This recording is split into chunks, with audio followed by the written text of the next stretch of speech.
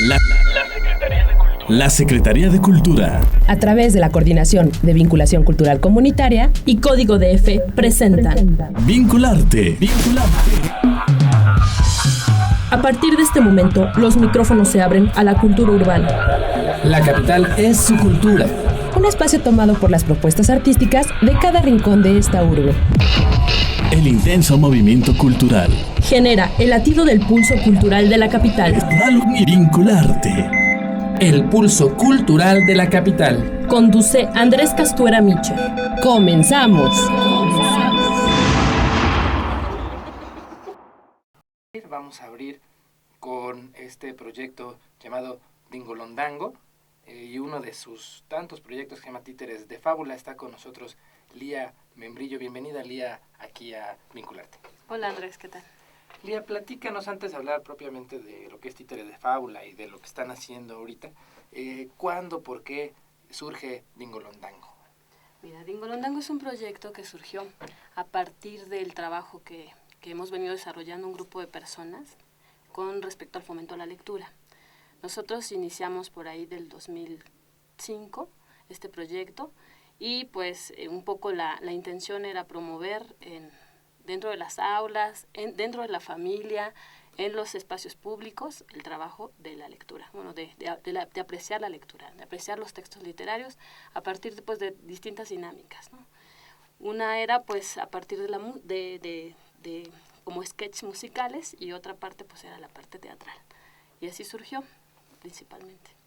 Y luego, ¿cómo dan este brinco de empezar con cuestiones de, pues no tanto de fomento, sino de dramatizar, o sea, de que la gente se sintiera partícipe de los textos? ¿Cómo llegar a los títeres? ¿Cómo surge la idea y por qué se llama Títeres de Fábula? Bueno, el proyecto fue pensado justamente para un público infantil. Un poco los niños, después de las funciones, se acercaban al teatro, ¿no? Tenían así como ese interés de ver los muñecos, de tocarlos, de manipularlos. Entonces nosotros, cada vez que terminábamos una función, abríamos el teatrino, les dejábamos pasar, y bueno, los chicos por allí empezaban a manipular los muñecos, y de pronto preguntaban, ¿y las voces? ¿De dónde salieron las voces, no? Algunos, bueno, que no habían tenido como el acceso a este tipo de espectáculos teatrales, ¿no? Y bueno, pues los niños encantados con este asunto, un poco el mismo grupo, empezamos a pensar en un proyecto que pudiera incluir a este tipo de públicos desde la parte de la creación del títere, ¿no? Nosotros sabemos que los niños pues tienen una gran imaginación y pues una gran creatividad, y a partir de eso empezamos a diseñar un proyecto de un taller para compartir con los niños esta posibilidad de que fueran creando su títere. Entonces el proyecto va desde crear el títere, hacer la función con o sea, todo el proceso. ¿Y cuál era la línea conductora o cuál era el estímulo que les daban para crear un títere? ¿En qué tenían que basarse o de lo que se les ocurriera, o había algún hilo conductor, alguna historia base? Pues mira, trabajamos, bueno, desde distintas perspectivas, ¿no? Un poco era primero llegar con los cuentos, abrir como todo el abanico de lectura, y a partir de que los niños empezaban a elegir cada uno un texto, empezábamos a analizar sobre los personajes, y este análisis de personajes un poco nos empezó a llevar a esta parte de vamos a construir el personaje, ¿no? Y a partir de esto, un poco vincular la historia y vincular que también eso era un texto, y ellos podían incluso construir sus propios textos, podían diseñar sus propios personajes y podían también pues construir pues toda una dinámica teatral en base a lo que ellos imaginaran.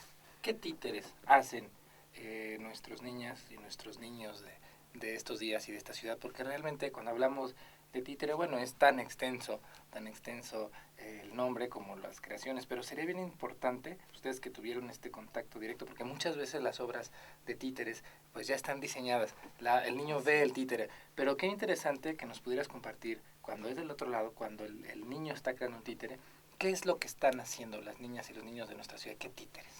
Pues actualmente los niños se inclinan más a hacer títeres pues que tienen que ver un poco con la imaginería, pero también con la parte de lo contemporáneo. Esto es, pueden hacer desde un robot, pueden hacer una parte monstruosa, ¿no? Un monstruo, ¿no? Pero ya, bueno, con una serie de diseños ya muy tecnológicos, ¿no? Empiezan a dotarlos como de ciertas estructuras distintas, ¿no? Pueden hacer niños que también están como superdotados. O sea, sí hay como una influencia un poco, más bien muy fuerte por parte de la parte televisiva, es obvio, pero también al mismo tiempo hay como todavía una garantía, digamos, de trabajo, de imaginación, un poco que hemos ido como tratando de impulsar, ¿no? Desde nuestra perspectiva empezamos a proponer y empezamos a descartar cosas, platicamos con los niños y empezamos a no encasillar al personaje, ¿no? Sino como darle pues todo un abanico de posibilidades. Y bueno, pues surgen cosas así extraordinarias, ¿no? Entre esas, pues los personajes, digamos, clásicos continúan, ¿no? El pirata, por ejemplo, la bruja, el mago, estos todavía siguen así como estando presentes. Pero sí hay de pronto pues ya algunas fusiones ahí medio extrañas.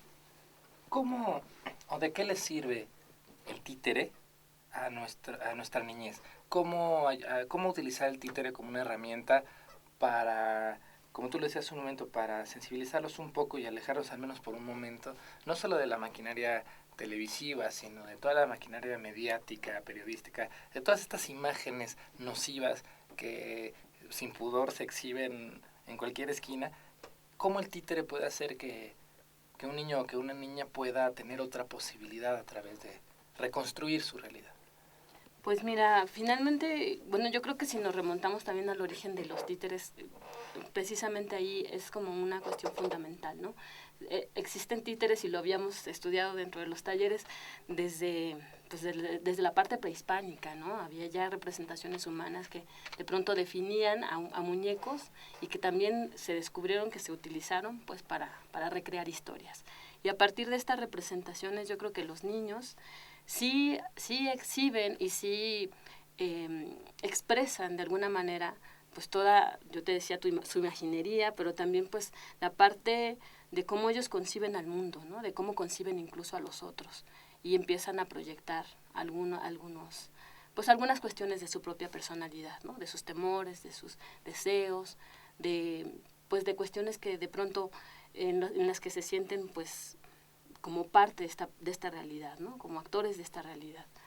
¿Algún recuerdo, Lía, que puedas compartir con nosotros de alguna historia, de algún títere que te venga ahorita a la mente que haya sido significativo, que haya dejado marcado mucho este proyecto de Títeres de Fábula?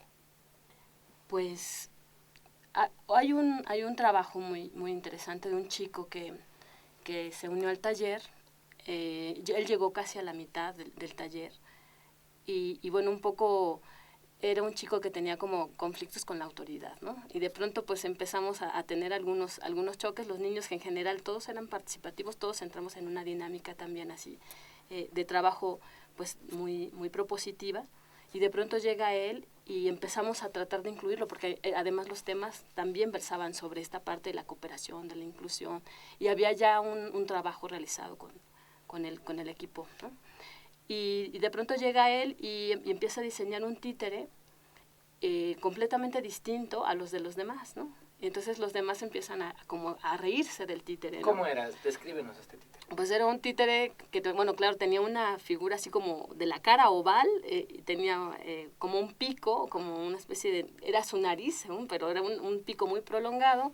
A nosotros nos pareció excelente porque un poco él sí se atrevió a jugar con las formas, ¿no? Los chicos habían como más bien copiado o visto algunos modelos y habían hecho pues lo que les dictaba pues su imaginación, pero este chico sí se atrevió a hacer más cosas y de pronto hubo esta dinámica dentro del grupo que todo el mundo se empezó a reír del títere, del propio chico, y de pronto pues el títere por sí mismo cobró forma y fue uno de los personajes más carismáticos, digamos, ¿no? del grupo de títeres. Hizo un chico así banda, ¿no? Así punquetón, le puso un peluche rojo así, y bueno, pues finalmente hubo una proyección del títere, ¿no? Y al final fue el presentador del grupo, o sea, de ser un chico que llegó con grandes problemas así de timidez y de poder articular con los demás. El trabajo finalmente se incluyó y fue uno de los personajes principales de la obra, fue el presentador, o sea, estuvo actuando bastante bien. ¿Por qué deberían las niñas y los niños de hoy hacer títeres, jugar con títeres?